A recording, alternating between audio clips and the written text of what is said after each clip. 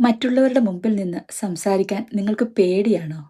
അതോ എന്ത് ചെയ്യുമ്പോഴും ഒരു ആത്മവിശ്വാസക്കുറവ് നിങ്ങൾക്ക് ഫീൽ ചെയ്യാറുണ്ടോ?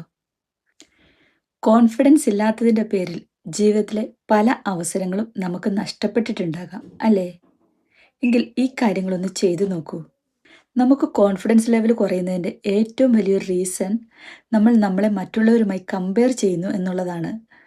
അവർ ചെയ്യുന്നത് പോലെ എനിക്ക് ചെയ്യാൻ പറ്റുന്നില്ല, അവരെപ്പോലെ എനിക്ക് ആകാൻ പറ്റുന്നില്ല. അങ്ങനെ വരുമ്പോൾ ഓട്ടോമാറ്റിക്കലി നമ്മുടെ കോൺഫിഡൻസ് ലെവൽ കുറയും. നമ്മൾ ഒരിക്കലും മറ്റുള്ളവരെ പോലെ ആവാൻ ശ്രമിക്കരുത്. നമ്മൾ നമ്മളായി തന്നെ തുടരുക. അതുപോലെ തന്നെ ഈ ലോകത്തെ ഏറ്റവും ബെസ്റ്റ് ഞാനാണെന്ന് നമ്മൾ സ്വയം ചിന്തിക്കുക.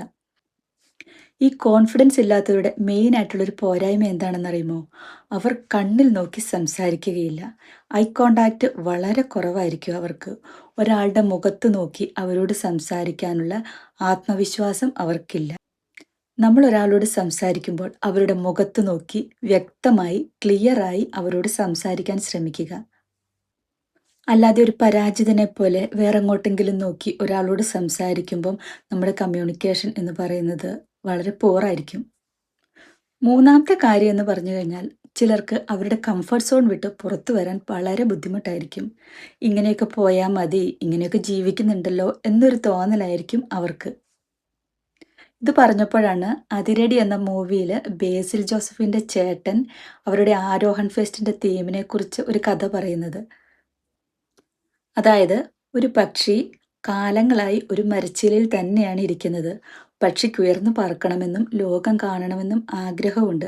പക്ഷെ ആ കംഫർട്ട് സോൺ വിട്ട് ആ പക്ഷിക്ക് പറന്നു പോകാൻ ഒരു താല്പര്യമില്ലായിരുന്നു. അങ്ങനെ ആ പക്ഷിക്ക് ഈ ലോകം കാണാൻ വേണ്ടിയിട്ട്, ഉയർന്നു പറക്കാൻ വേണ്ടിയിട്ട് ആ മരച്ചില്ല ഒടിയേണ്ടി വന്നു. നമ്മളിൽ പലരും ഇങ്ങനെയാണ്.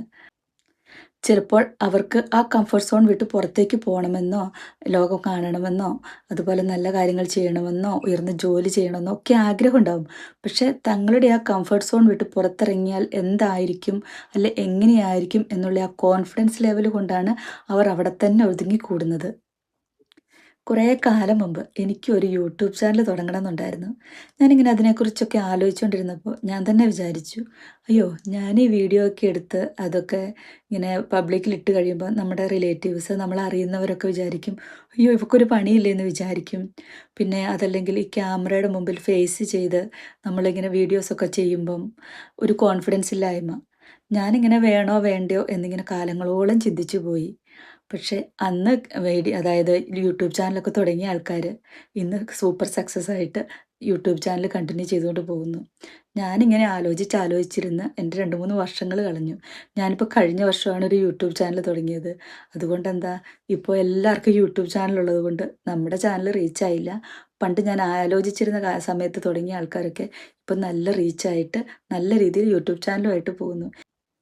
അതുപോലെയാണ് നമ്മുടെ എല്ലാ കാര്യങ്ങളും. നമ്മൾക്ക് വേണ്ടി കാലവും അവസരവും ഒരിക്കലും കാത്തു നിൽക്കത്തില്ല.